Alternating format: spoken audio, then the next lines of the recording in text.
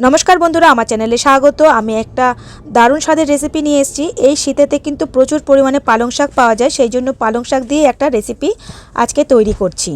एर मध्ये आमी पालং शाकटा केटे परिष्कार करे धुए निয়েছি और किछुटा सामान्य धनेपाता, पेঁয়াজ, टमेटो और रसुन 2 चामचेर मतन आमी निये निয়েছি। तारपरे पालং शाकटाके एकटु सेদ্ধ करे निচ্ছি, खुबই अल्प सेদ্ধ करब। और जे गोड़ा समेत धनेपाता छिलो सेटा आमी কিছুটা দিয়ে দিলাম। খুব সামান্য পরিমাণে ধনেপাতাটা দিয়েছি, আপনারা চাইলে নাও দিতে পারেন। আমি সামান্য একটু টেস্টটা হওয়ার জন্য দিয়েছি, যাতে পালনের গন্ধটা সেইভাবে না বোঝা যায়।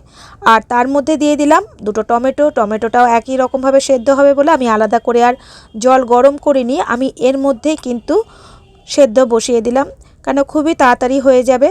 আর এর মধ্যে থেকে যে জলটা বেরোবে এমনিই গরম আছে। আমি দেখুন সেদ্ধ হয়ে গেছে। আমি কিন্তু ঢাকনা দিইনি, ঢাকনা দিলে কালারটা ফেড হয়ে যাবে, তার জন্য কিন্তু আমি ঢাকনা দিইনি। এমনি কিন্তু আমি একটু 5 মিনিটের মতন সেদ্ধ করে নিয়েছি। তারপরে একটু মিক্সিতে দুটো পেঁয়াজ আমি এরকম কুচি করে কেটে নিয়েছি। খুব বেশি পেঁয়াজ আমি দিইনি, দুটো পেঁয়াজ দিয়েছি। আর আমি পালং শাকটা কিন্তু দুটো আটি নিয়েছিলাম। দিয়ে এবার কিছুটা মাংস মধ্যে আমি 2 চামচের মতন রসুন বাটা, আদা বাটা দিয়ে আর পেঁয়াজ বাটা পরিমাণ মতন নুন দিয়ে মেখে রেখে দেবো প্রায় 1 ঘন্টার মতন। মেখে রাখলে কি হবে যে মাংসটা ভালো করে মজেও যাবে এবং খেতেও ভালো হবে। আর কিছুটা পরিমাণে কাঁচা লঙ্কা দিয়ে আমি একবারে পালং শাকটাকে মিক্সিতে পেস্ট করে নিচ্ছি। একটু ঠান্ডা হয়ে গেলে করলেই ভালো হয়, কেননা গরমে অনেক সময় খোলা যায় না, কিন্তু একটু ঠান্ডা হতেই আমি করেছি। যেহেতু হালকা হালকা একটু গরম ভাবটা ছিল সেই জন্য ধোঁয়াটা বেরোচ্ছে। তারপরে সাদা তেলের মধ্যে আমি মাংসটাকে প্রথমে কিছুটা সময় আমি ভেজে নেব। খুব ভালো করে এটা কিন্তু ভেজে নিতে হবে, একদম সাদা তেলের মধ্যে। খুব বেশি পরিমাণে তেল আমি কিন্তু দিইনি। তারপরে যে টমেটোটা আমি তুলে রেখেছিলাম খোসা ছাড়িয়ে মিক্সিতে পেস্ট করে আমি দুটো টমেটো এর মধ্যে দিয়ে দিচ্ছি।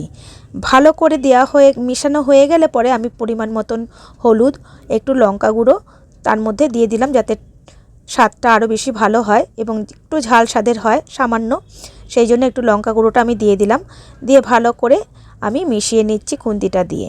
ভালো করে মেশানো হয়ে গেলে পরে আমি এর মধ্যে একটু ঢাকনা দিয়ে রাখবো, একদম আঁচটাকে কমিয়ে দিয়ে।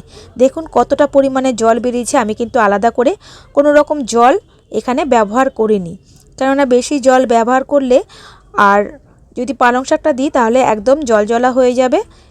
সামান্য পরিমাণে গরম মশলা আমি দিয়ে দিচ্ছি। দিয়ে এইভাবে আমি একটু ভালো করে মাংসটাকে সেদ্ধ করে নিলাম আগে। বেশ অনেকটা সেদ্ধ হয়ে যাওয়ার পরে আমি দিয়ে দিচ্ছি পালং শাক বাটাটা, আমি এর মধ্যে দিয়ে দিচ্ছি। অনেকেই তো পনিরের সাথে খেয়েছেন, একবার অন্তত চিকেনের সঙ্গে এইভাবে একবার করে দেখবেন, অসাধারণ লাগে খেতে। আমি ভাবলাম সবাই পনির দিয়ে করে, একবার করে দেখি চিকেনের সাথে কেমন লাগে। আমার হাতে এটা নতুন রেসিপি এবং আমি খুবই কম সময়েও লেগেছে, খুব একটা বেশি সময় লাগেনি। এর মধ্যে দিয়ে আমি জলটা দিয়ে ধুয়ে আমি দিয়ে দিলাম, আর কিন্তু কোনো রকম জল আমি এখানে ব্যবহার করিনি। একদম ভালো করে ফুটে উঠবে এবং কালারটাও দেখুন কত সুন্দর হয়েছে। এর মধ্যে কিন্তু আমি কোনো রকম ঢাকনাও দিইনি, কেননা নাহলে কালারটা ফেড হয়ে যাবে বলে আমি ঢাকনা দিইনি। যদি ভালো লেগে থাকে বন্ধুরা অবশ্যই পাশে থাকবেন, এবং আপনারা যদি কোনো কমেন্ট বা শেয়ার লাইক করেন তাতে কি হয় আমাদের দেখাবার প্রবণতাটাও বাড়ে। যদি কেউ কিছু না করেন তাহলে মনটা অবশ্যই খারাপ হয়।